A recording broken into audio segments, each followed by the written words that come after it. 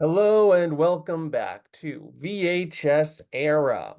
We are now covering an adaptation of something that we had covered before on I Helped Make That with, again, the actress from from said interview. Welcome again, Lidia C. Porto.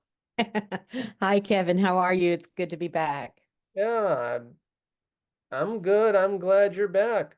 So, anyway, I remember last time we talked, you had mentioned you had actually never seen the original Get Shorty.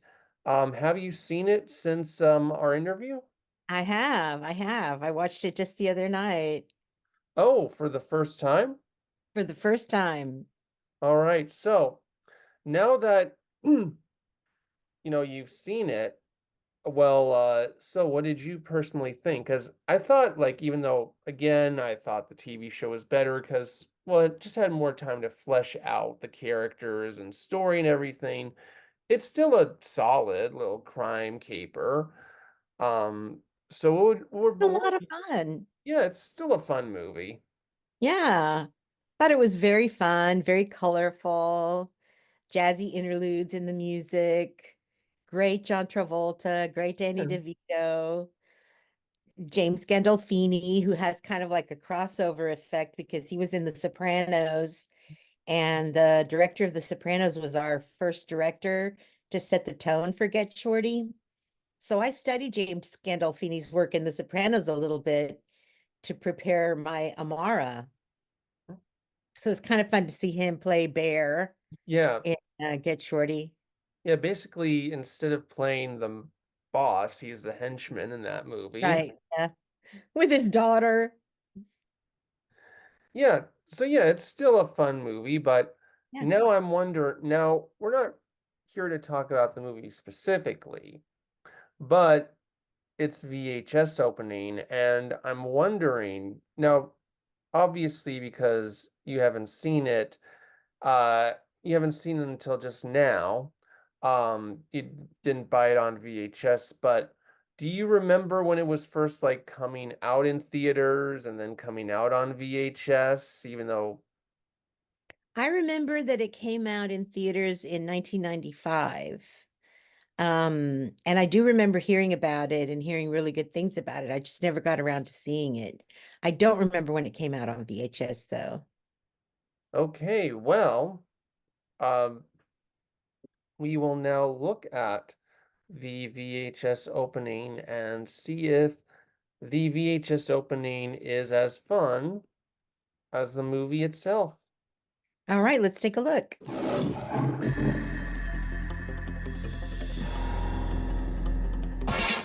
Roy Munson had it all. You're on a gravy train with biscuit wheels. He was the golden boy of the bowling world. Watch the door.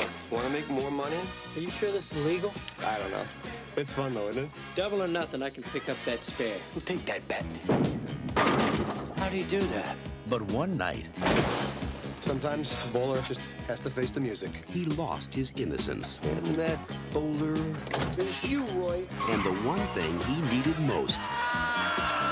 It's a beautiful morning. Now, he's fallen as low as he can go. You still owe me another month's rent. If I were you, I would start doing some tongue exercises before Friday. But he'll do anything to get back to the big time. He just needs an Amish kid You struck a hell of a ball. to lend him a hand. Your talent, and my knowledge, you could be a champion. Why would a bowler need a manager? Someone who will be a loyal friend and never, ever turn on you. I'm just not interested. I hope you rot in hell, you loser! You suck! Please meet our friend from Ohio, Brother Hezekiah. By tomorrow, they'll surely find out that you're a fraud. How's that? Take the horse's shoes off. How many children do you have? None that I know of. Took some doing, but I got them off. Well, where do you keep the no shoes? There is a tournament in Reno, Nevada in a few weeks. First prize is $1 million. You're about to embark on a great adventure. Do not allow yourself to be corrupted. Nothing can make me stray.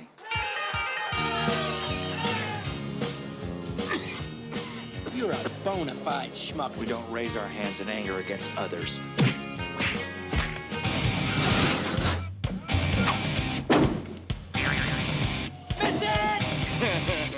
From the creators of Dumb and Dumber comes Woody Harrelson. How do I look? Randy Quaid. Whoa! Vanessa Angel. Keep your hands off me. And Bill Murray. I need you now more than ever I need you. Kingpin. You gotta play Please make it, please make it, please make it. with the hand you're dealt. You wouldn't happen to have a Phillips head screwdriver, would you? Directed by the Farrelly brothers. So I remember watching that movie in my teens. I remember it being a pretty fun comedy, and I do think the trailer does a good job at setting the tone of the movie, what the style of the movie is going to be. I will say I do think it showed maybe a little bit too much of its plot. Except, Talking about Kingpin, the one we just saw? yeah. Yeah, I guess so. Yeah, I feel like it could have been maybe just a minute shorter. And it's kind of weird. It showed most of its plot, but doesn't show how they end up meeting up with Vanessa Angel's character.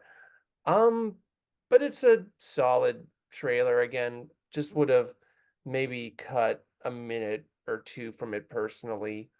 What were your thoughts on the trailer?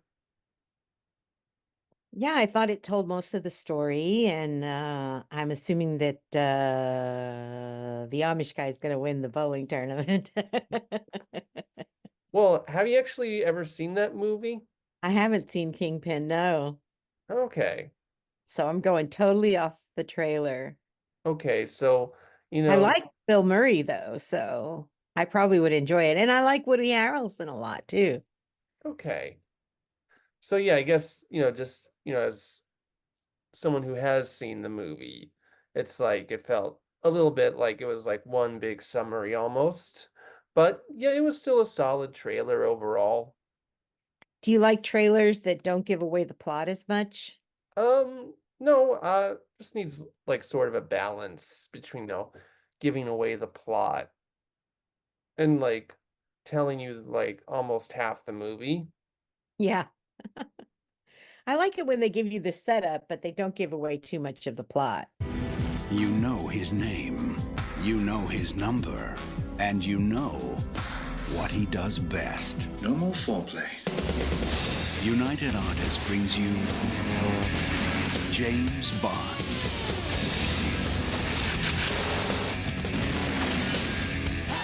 James, you're incorrigible. One rises to meet a challenge. Goldeneye. Confession time. I've only ever seen one James Bond movie in full. I Which know one was that? Casino Royale. Oh, that was good with Daniel Craig. Yeah. So, yeah, I'm not the hugest fan of James Bond. That's the only one I've ever seen. Because who has the time of day to watch all of those movies? There's a lot of them. It's true.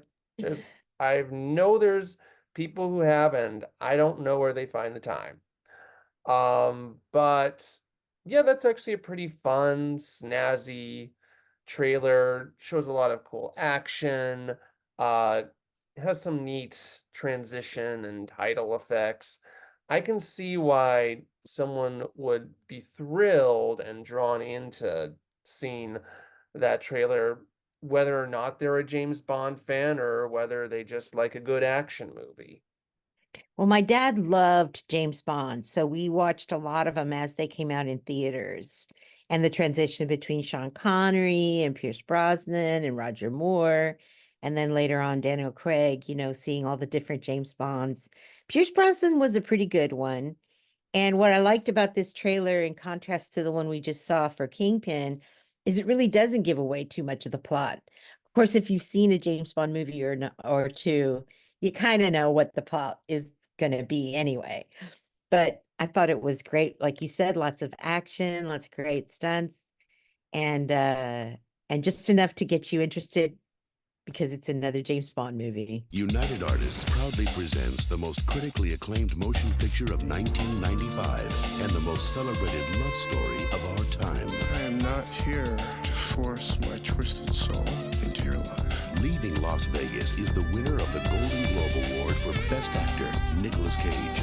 And both the Los Angeles and New York Film Critics Associations have voted it the best film of the year. Leaving Las Vegas. Another movie I have seen, this makes the movie look a lot more sexy than it really is. This movie is literally about Nicolas Cage battling alcoholism and the effects it has on his life, especially his love life with Elizabeth Shue. But this makes it look like kind of a sexy romance about Nicolas Cage living in Las Vegas, being with Elizabeth Shue. And it's like, as someone who's seen the movie, it's like, no, that's not what the movie is like at all. Little bait and switch there. Yeah. I don't know why they did that, especially seeing as this was like an Academy Award winning movie. Like, I don't know, you think they would actually try to highlight that, say, look how much of a sad movie this is going to be. Give us all the Oscars. Well, I think they have to draw people into the theaters, and maybe people aren't as attracted to sad movies. They did mention that they won a lot of awards. So they did kind of lean into the award-winning aspect of the movie. But you're right, they kind of made it look more like a romance, more like it was going to be sexy and fun. And that might have been just to draw people into the theater and not have them be put off by the fact that it's kind of such a sad story. Yeah, but great performances, though. I remember that movie. Yeah, but I don't know. I get what you're saying. Like, they're just trying to draw people in, but at the same time, it's like, when you do something like that and people just realize it's a completely different movie, that can actually kind of piss people off. Like, you can.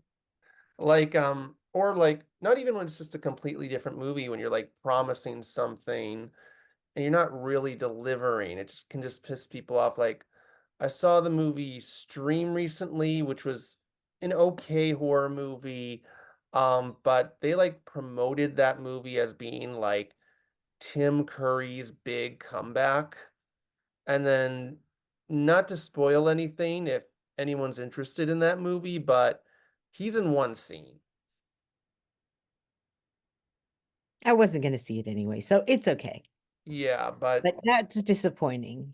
Yeah, I mean, in fairness, like, Curry has had a stroke 12 years ago, and he's still kind of recovering from it. So of course, there's only so much he can do as an actor, but even then it's still like you're promoting, this movie based off of this thing that's drawing people in, and then it's like, oh, that's what you Yeah. promised.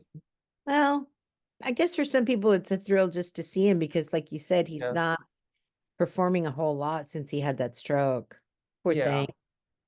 Yeah, but again, like, even if it's just like promising one actor or just making the plot look completely different from what it is sort of like, it's just tricky because, if you promise one thing and you give us another, you may feel like you're drawing people in, but on the other hand, you may just end up turning people off.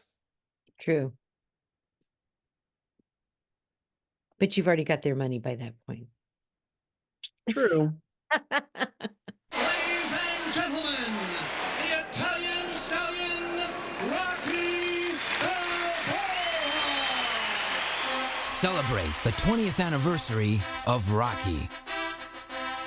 Wish me luck, I'm gonna need it. Good luck.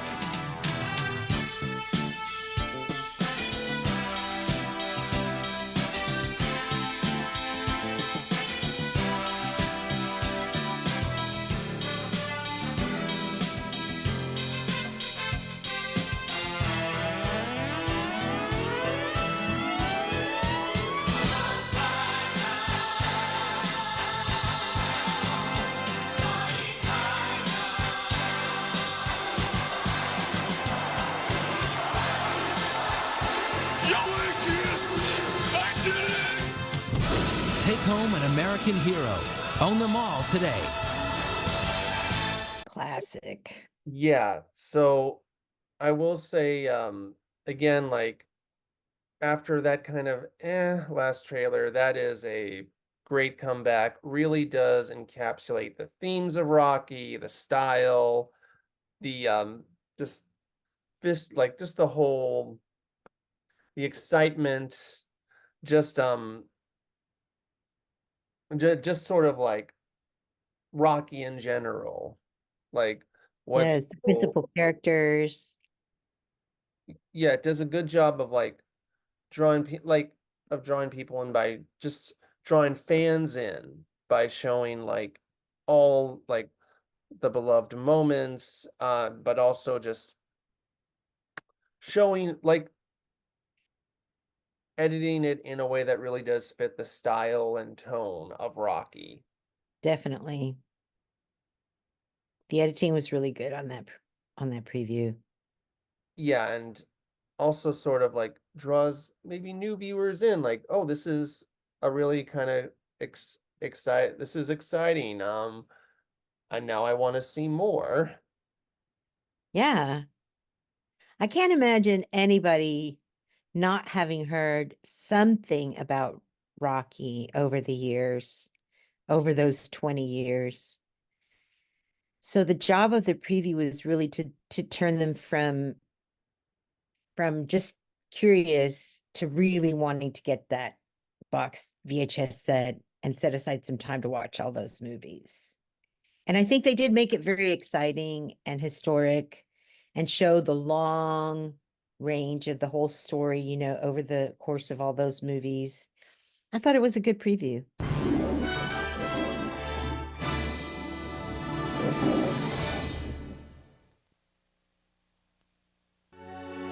From Claude Lelouch, internationally acclaimed director and two-time Academy Award winner, comes a powerful motion picture about a family in flight from evil and the unforgettable man who chose to lead the way.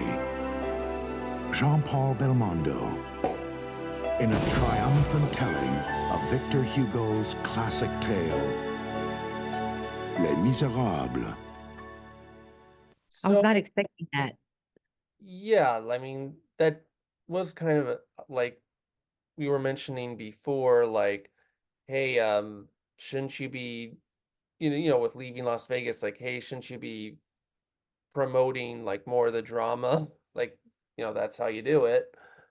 I will say there's one weird little editing thing that not in the trailer itself, but just in like this whole array of VHS openings in general.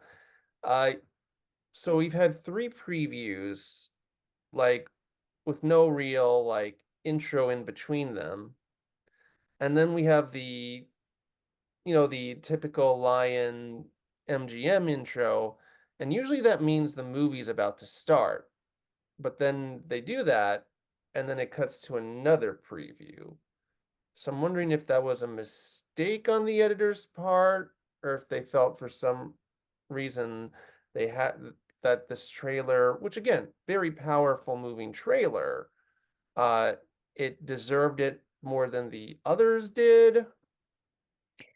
Didn't the Lion MGM come out before every preview we've seen so far, though? I think it did.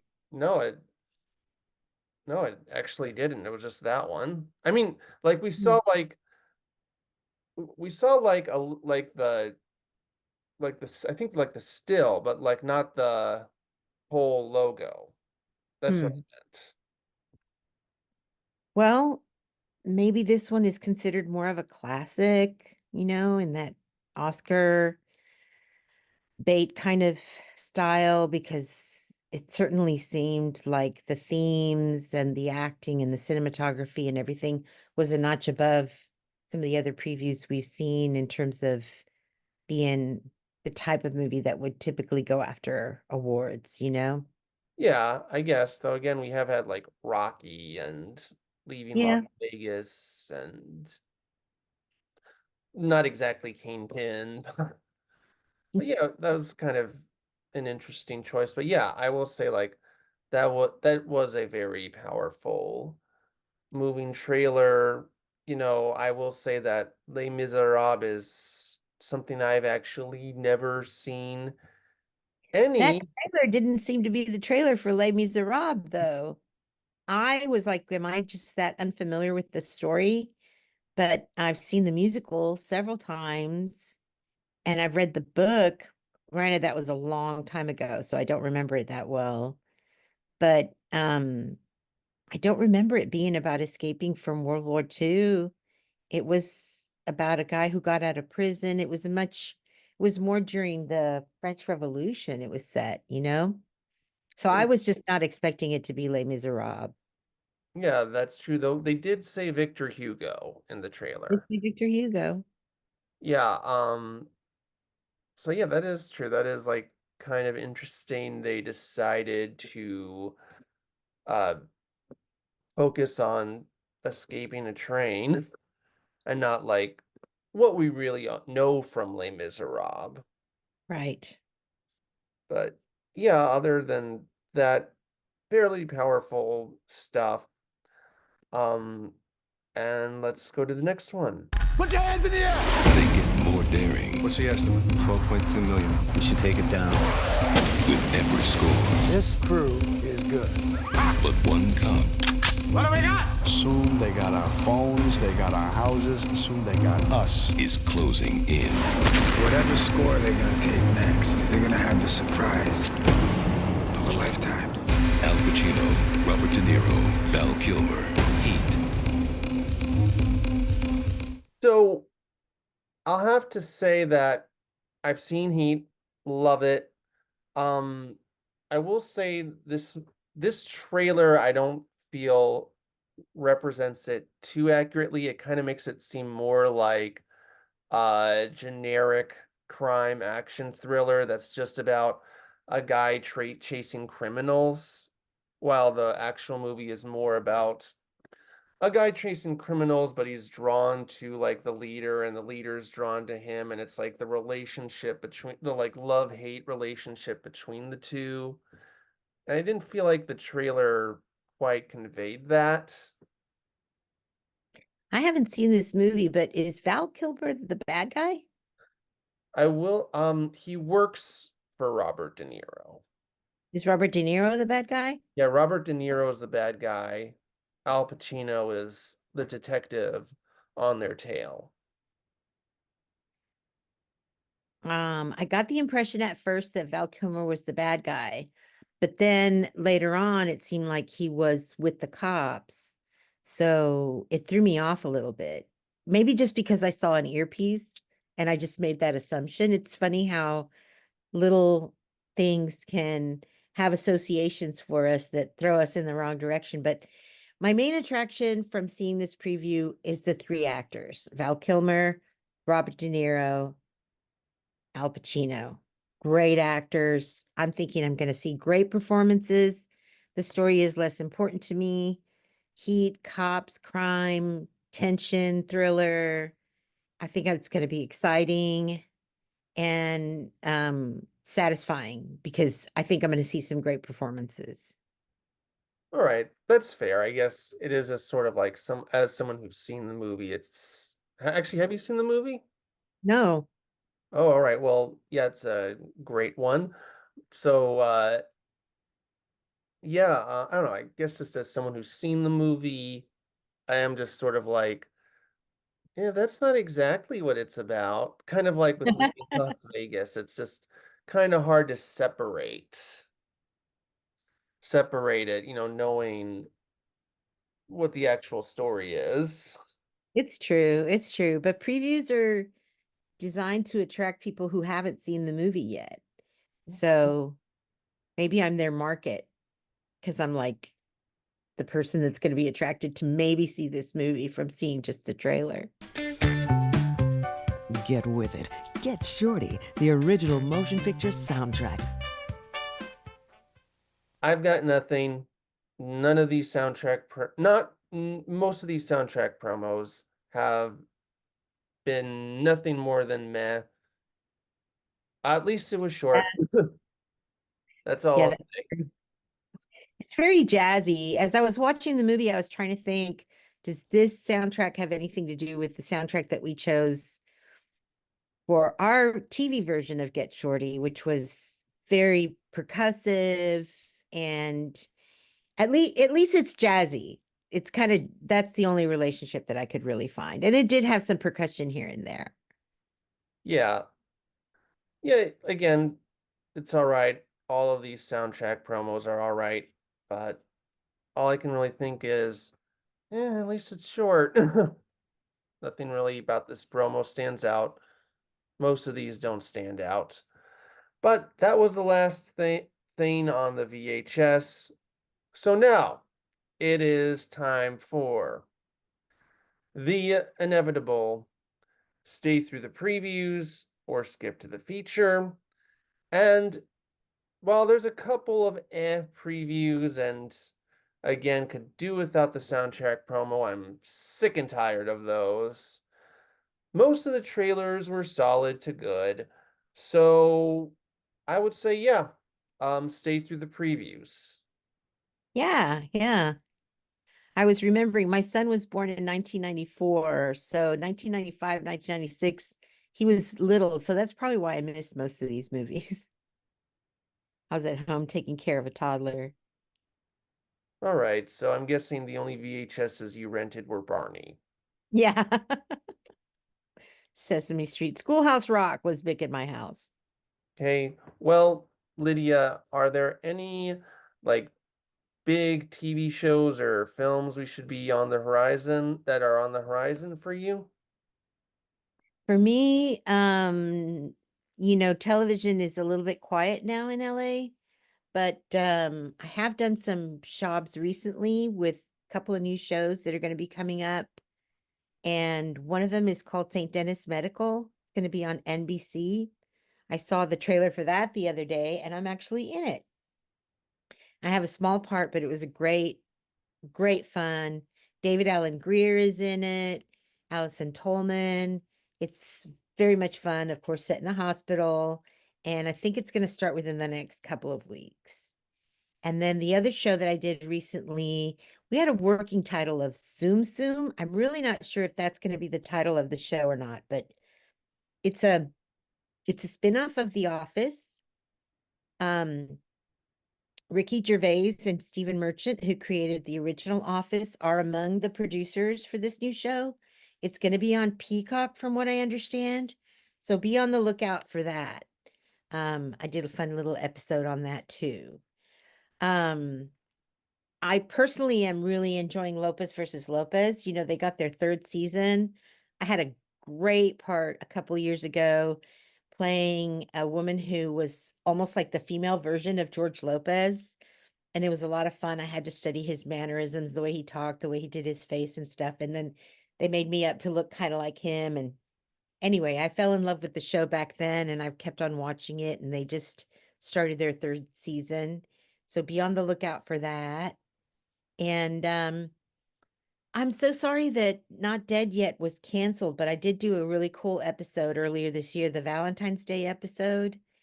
And in it, Not Dead Yet is Gina Rodriguez plays a journalist who can see ghosts, and she has to write the obituaries. And whenever she starts to write one, she starts seeing the ghost until she turns it in. So she starts dating this guy, and I'm the ghost of the guy's mother. And I start intervening, and it's the Valentine's Day episode. It's very funny. So those are just some projects that I've worked on lately. I'm looking forward to the ones that are coming up. And I think 2025 is going to be a great year. I've had a lot of auditions, so keeping my fingers crossed that we have a great year next year. Okay, well, that was VHS era. And next time we will be